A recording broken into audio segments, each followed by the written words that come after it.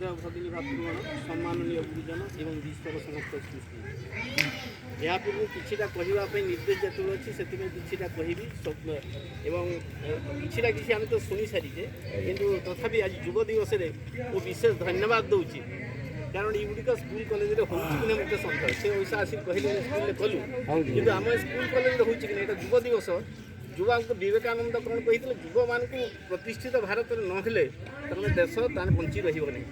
तेणु से दृष्टि युव मान विशेष कर उत्साह प्रेरणा देते चिकागो आसला भारत अवस्था को देखी किंतु से गुड़िक आम जहाँ देखुची ठीक ना आम 5 जन आम समस्त युव सुलभता अच्छी से आज आम समस्त गुंड होचे नचेत के आसी नथे हेले युड़िक स्कूल कॉलेज युड़िक निहाती हवा दरकार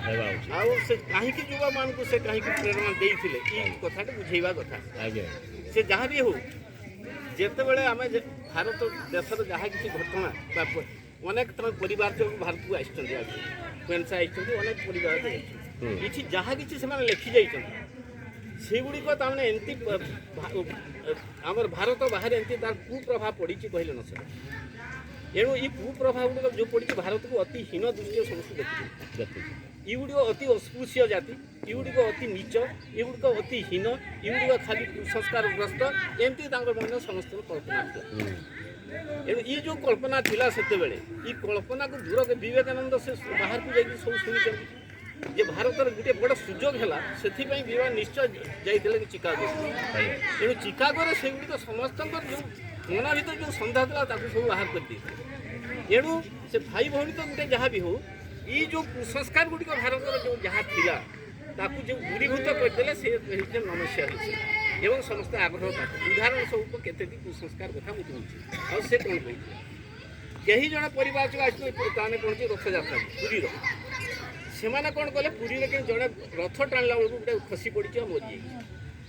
से लिखिदे डायरी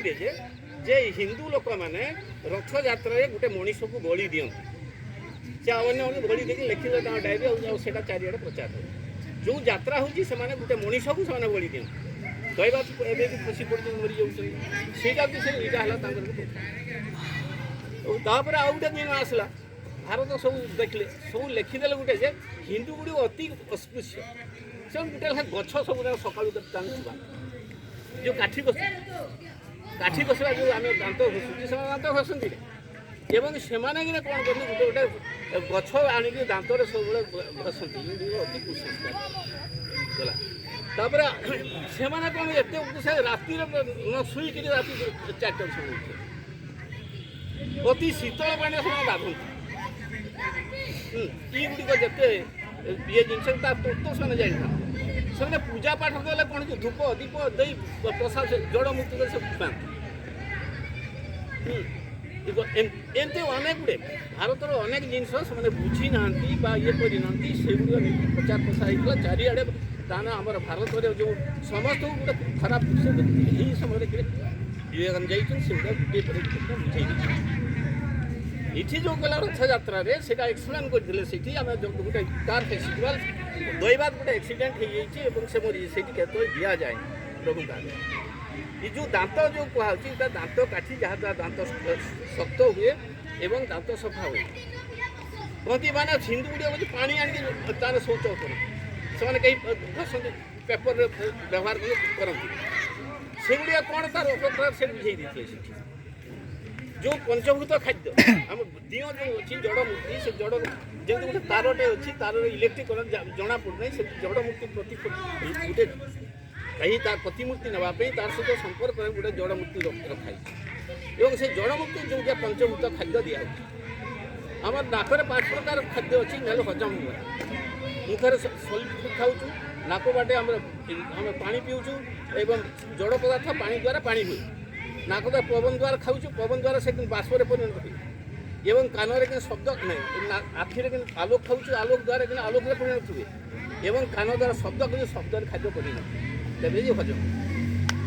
ये जिन से जानी मैंने अजथा गुड़े कहीं एमती कर एणु जी यथार्थ व्यक्ति से बुझे देते गुड़िक हूँ आमर जो पंचभूत खाद्य आम 5टी मुख अच्छी गोटे मुख नहीं 5टी मुख 5टी खाइले से हजम हम और देह को शक्ति प्रदान कर ହେଲେ ଇମାନେ ସେମାନେ ସେଗୁଡ଼ିକ ତାଙ୍କ ଧାରଣା ନାହିଁ ଯେଉଁଠି ପଞ୍ଚଭୂତ ଖାଦ୍ୟ ନାହିଁ ସେଇଟା ମନ୍ଦିର ନୁହେଁ ସେଇଟା ଦେବତା ନୁହେଁ